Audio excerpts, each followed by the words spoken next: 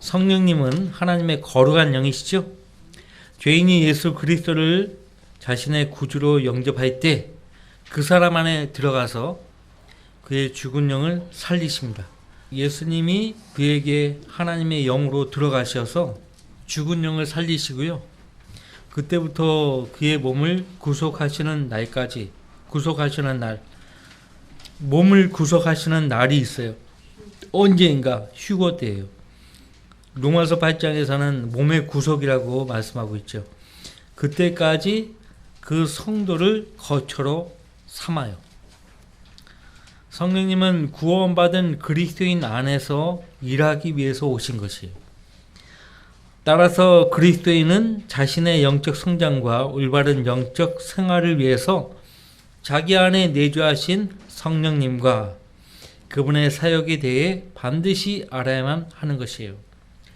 삼위일체 하나님의 한 인격이신 성령님, 곧 구원받은 사람 안에 거하시는 성령님에 대한 지식은 대다수의 그리스도인이 가장 많이 오해하거나 무지한 분야라고 할 수 있어요. 성령님이 영이신데 인격체라고 하니까요, 좀 이해가 안 되실 거예요. 인격, 하나님의 형상대로 우리가 사람으로 지음을 받았죠. 하나님께는 신격이 있고요, 인격이 있어요.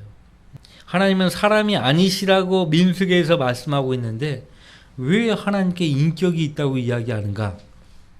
환원해서 말하면 인격을 지닌 사람은요, 하나님을 위해서 창조된 존재예요. 그렇죠? 인격이 하나님에게서 온 거예요. 하나님도 인격을 갖고 있고 동시에 신격을 갖고 있어요. 인격과 신격을 다 갖고 있죠. 쉽게 더 이야기하면 하나님은 신성과 인성을 가지고 계신 분이십니다. 신성과 인성을 동시에 가지고 이 땅에 오신 분이 예수 그리스도시죠. 성령님은 단지 어떤 영향력이나 하나님께서 우리에게 나누어 주시는 어떤 능력이 아니고 완전한 인격을 지니신 하나님이십니다. 이제 우리는 그리스도인의 삶 속에서 성령께서 하시는 일이 무엇인지를 공부함으로써 이 문제를 해결할 것이에요. 인격을 갖고 계신 분이기 때문에 교제가 가능해요. 짐승은 인격이 없기 때문에 사람과 짐승 간에 교제가 이루어질 수 없어요. 개 보고 막 엄마 아빠라고 하면 곤란해요. 인격을 가지고 있지 않기 때문에 사람과 어떠한 소통도 대화도 할 수 없어요. 근데 지가 살기 위해서요, 응해주는 거죠. 말귀를 알아듣는 것처럼 행동하고 그렇게 하는 거죠. 대화는 안 되는 거예요, 원래는. 자, 성령님은 어디에 계십니까? 성령께서는 구원받은 그리스도인의 몸 안에 거하시는 거예요. 이 땅에서 성령님의 유일한 거처는 어떤 눈에 보이는 장소나 건물이 아니라 구원받은 성도의 몸이에요. 그분께서는 죄인이 예수 그리스도를 믿고 영접하는 순간 그 사람 안에 들어가셔서 그 사람을 영원한 거처로 삼습니다.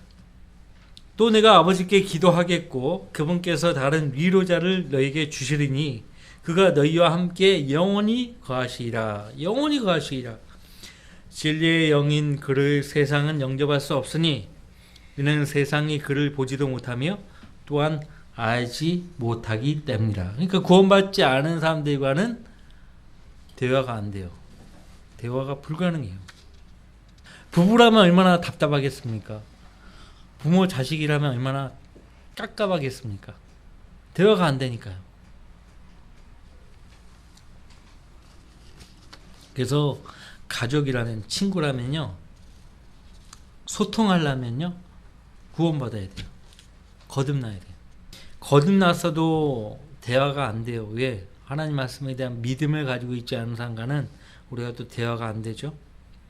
또한 너희 몸은 너희가 하나님으로부터 받은 바 너희 안에 계신다고 했어요.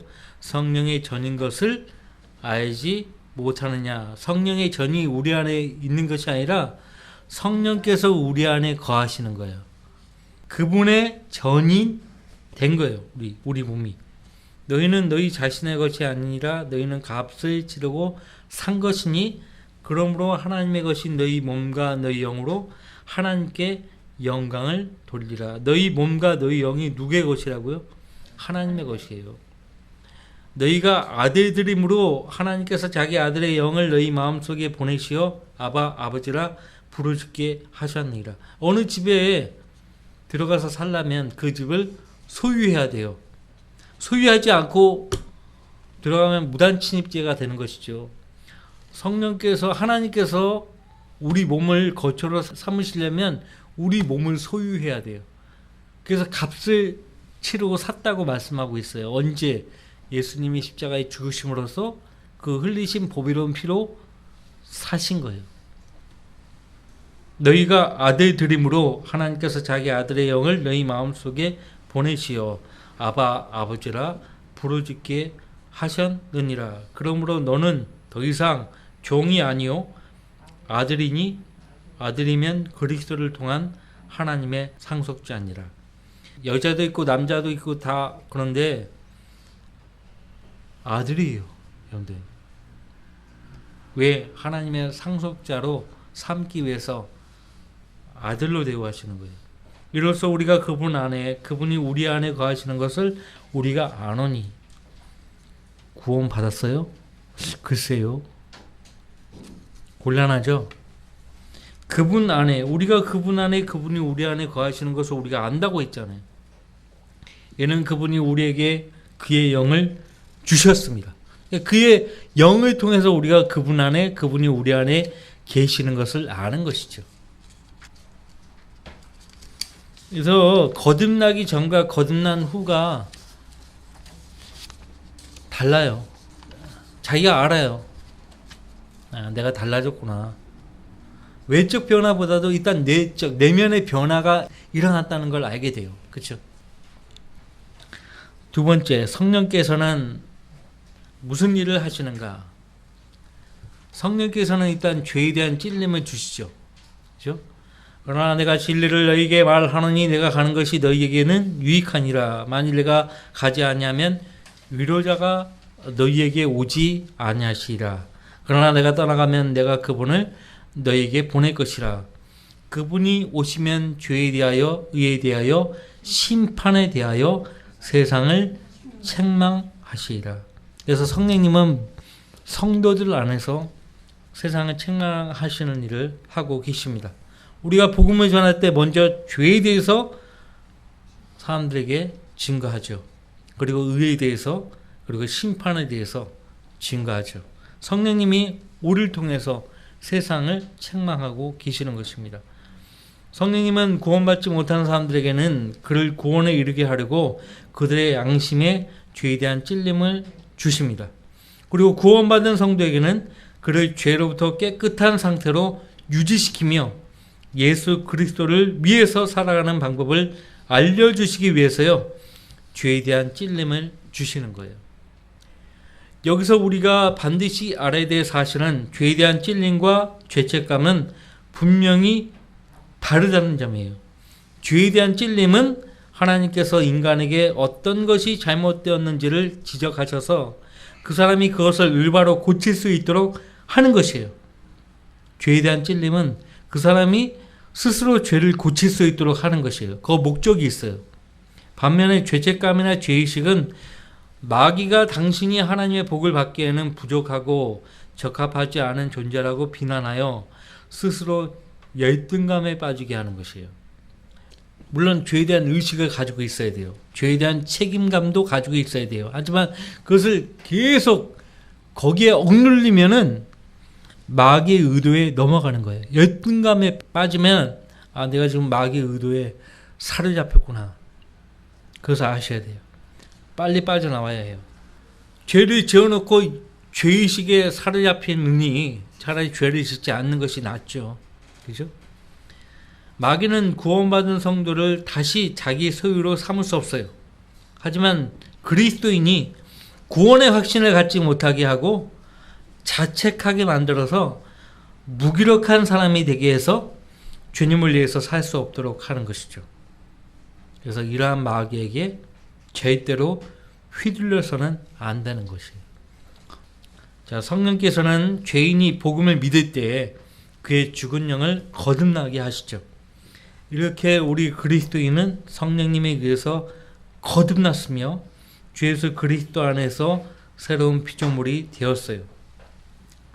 자, 이미 살펴본 말씀이었죠.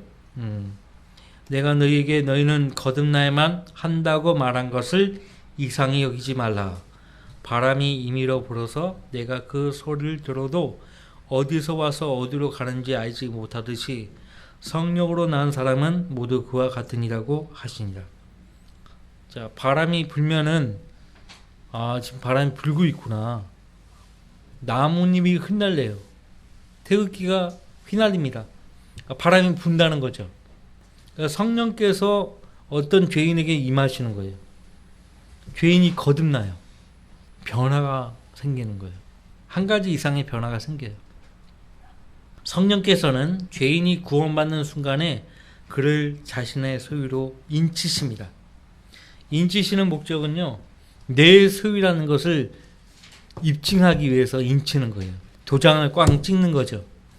그분 안에서 너희도 진리의 말씀 곧 너희 구원의 복음을 듣고서 그분을 신뢰하였으니 또 너희가 그분을 믿고서 약속의 그 성령으로 인침을 받은 것이니라. 이는 값주고 사신 그 소유를 구속하기까지 우리의 유업의 보증이 되사 그의 영광을 찬양하게 하려 하심이니라. 하나님의 거룩한 영을 슬프게 하지 말라. 너희가 그로 인해 구속의 날까지 인치심을 받았느니라. 네 번째, 성령께서 하시는 일은요, 성도가 구원받았다는 사실을 일깨워 주시는 거예요. 무릇 하나님의 영으로 인도함을 받는 이들은 곧 하나님의 아들들이니라. 너희는 다시 두려워하는 종의 영을 받지 아니하였고 양자 되는 영을 받았으므로 그에 따라 우리가 아바 아버지라 부르짖느니라. 성령이 친히 우리의 영과 함께 우리가 하나님의 자녀임을 증거하시거니와. 자, 성령께서는 성도가 성령을 깨달을 수 있도록 일깨워 주시죠. 그러나 위로자이신 성령을 아버지께서 내 이름으로 보내시리니 그가 너희에게 모든 것들을 가르치시며 또 내가 너희에게 말한 모든 것들을 생각나게 하시리라. 그러나 진리의 영이신 그분이 오시면 너희를 모든 진리로 인도하시리라.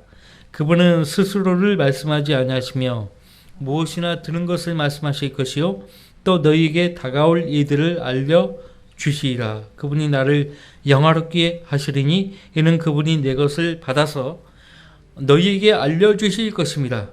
아버지께서 가지신 것은 모두 내 것이라. 그러므로 그가 내 것을 가지고 너희에게 알릴 것이라고 내가 말하였노라. 요한복음 16장 13절로 15절 말씀이에요. 그러나 기록된 바와 같이 하나님께서 자기를 사랑하는 자들을 위하여 예비하신 것들은 눈으로 보지도 못하였고 귀로 듣지도 못하였으며 인간의 마음속에 들어온 적도 없었느니라 한 것이라. 그러나 하나님께서 이것들을 우리에게 그의 영으로 나타내셨으니 이는 성령께서는 모든 것 심지어 하나님의 깊은 것들까지도 통찰하시기 때문이라. 사람의 일을 그 사람 안에 있는 사람의 영이 아니면 누가 알리요? 이와 같이 하나님의 일도 하나님의 영이 아니면 아무도 모르느니라.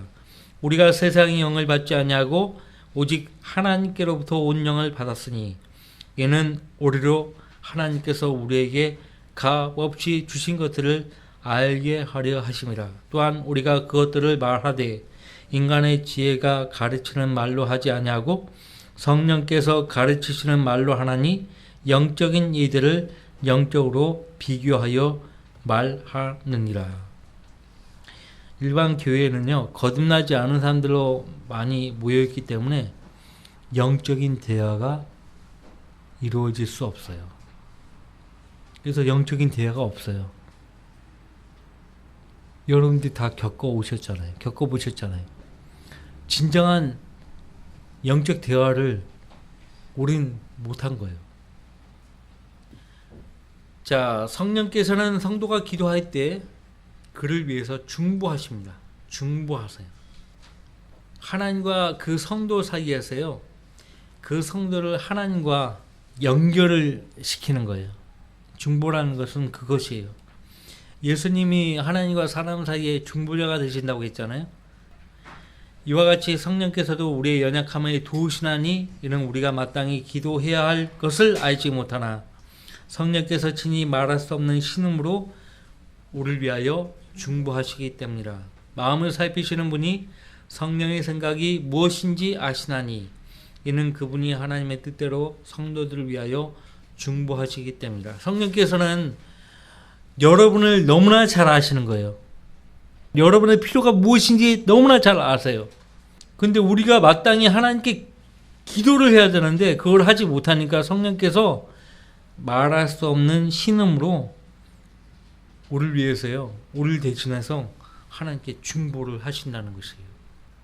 그러니까 성령님이 가장 좋아하는 성도가 누굴까요? 성령님이 가장 좋아하는 성도, 하나님의 뜻을 아는 성도예요. 그리고 하나님 뜻대로 기도하는 거예요. 가장 좋아하시겠죠. 그죠? 자, 성령께서는 7번째 말씀으로 성도를 위로하시죠. 그러나 위로자이신 성령을 아버지께서 네 이름으로 보내시리니 그가 너희에게 모든 것들을 가르치시며 또 내가 너희에게 말한 모든 것들을 생각나게 하시리라. 온 유대와 갈릴리와 사마리아에 있는 교회들은 평안을 누리고 든든히 세워져 갔으며 주를 두려함과 성령의 위로 가운데서 행하니 그 수가 늘어가더라.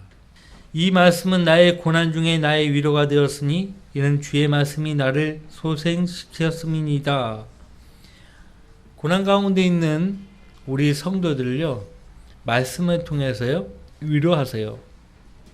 그나마 성도가 말씀 안에 가면서 고난을 받으면은 말씀을 통해서 성령님의 위로를 받을 수 있지만 말씀이 없는 상태에 있다면 위로를 받을 수가 없어요. 8번째, 성령께서는 성도에게 말씀을 증거할 능력과 하나님을 섬길 수 있는 능력을 주십니다. 능력도 안 주시면서 말씀을 증거하라거나 하나님 섬기라고 하시는 분이 아니에요. 능력을 주시면서 말씀을 증거하라고, 하나님을 섬기라고 말씀하시는 거예요. 그러나 성령께서 너희에게 임하시면 너희가 능력을 받으리니 그러면 예루살렘과 온 유대와 사마리아와 땅끝까지 이르러 내게 증인이 되리라고 하시니라. 이제 소망의 하나님께서 너희를 모든 기쁨과 평강으로 믿음 안에서 충만케 하시어 성령의 능력으로 소망이 넘치게 하시기를 원하노라. 구절이 굉장히 많죠. 마지막 스가랴서 4장 6절 말씀.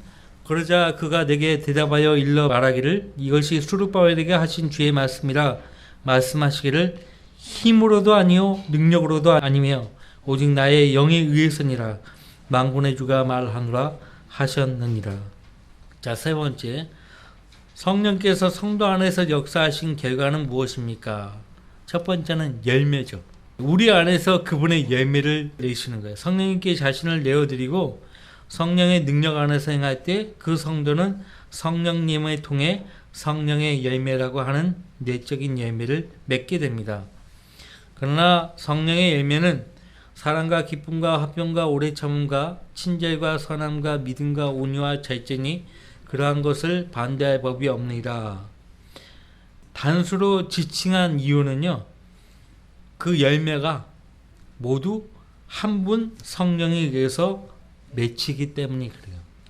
성령의 열매는 사랑과 기쁨과 화평과 오래 참음, 친절과 선함, 믿음과 온유와 절제라고 했죠. 그러므로 성도들은 그리스도께 속한 사람들로서 그 육신을 욕정과 정욕과 함께 십자가에 처형하였음을 알고 못 박았음을 알고 오직 성령 안에서 행할 때만이 성령의 열매를 맺어서 하나님의 기쁘시게 드릴 수 있음을 유념해야 하는 것이에요. 매 순간 자기 자신을 하나님께 드려야 되는 거예요. 한 번으로 족하지 않아요. 저는 주님의 것입니다. 그러니까 주님께 드린 그 몸에 대해서는 죄가 틈타지 못해요. 죄가 틈타지를 못해요. 이것이 로마서 6장에서 주님이 바울사들을 통해서 우리에게 승리의 비결을 가르쳐 주신 거예요. 가르쳐 주신 대로 하면 되는데 대부분 그렇게 하지 않아요. 왜냐하면요, 너무나 육신 안에 머물러 있고요. 그렇기 때문에 육신이 원하는 것을 따라가는 거예요. 죄들을 탐닉하는 거예요. 즐기는 것입니다. 이게 문제예요. 그걸 즐기려고 하는 거예요. 아직도 죽지 않아서 그래요. 우리가 죽지 않은 상태에서는 하나님이 역사하실 수 없어요. 저는 주님의 것입니다. 매 순간 그렇게 시인하세요. 저는 주님의 것입니다. 성령으로 충만하라는 것은 주님 명령이죠. 열매를 맺게 하시고 성령으로 충만케 하세요. 술 취하지 말라. 그것은 방탕한 것이니 오직 성령으로 충만하라. 시와 찬송과 영적인 노래들로 너희에게 말하고 너희 마음으로 주께 노래하며 곡조를 만들고 항상 모든 일에 우리 주 예수 그리스도의 이름으로 하나님 곧 아버지께 감사를 드리며 하나님을 두려움으로 서로 복종하라.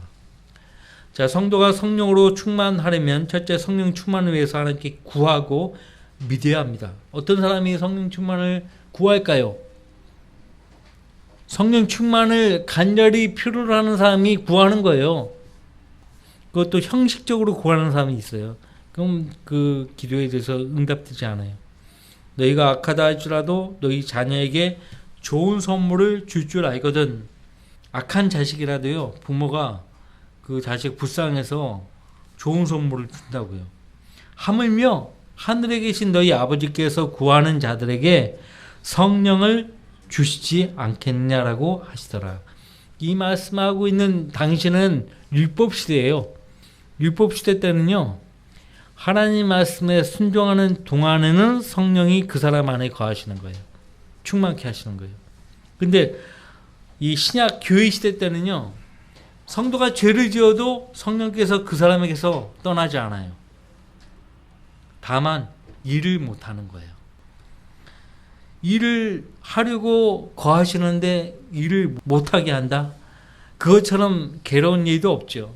성령님을 괴롭히는 사람들이 많아요.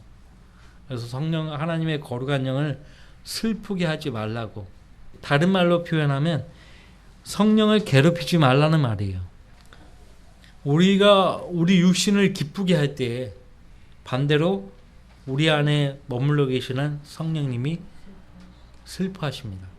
괴로워하십니다.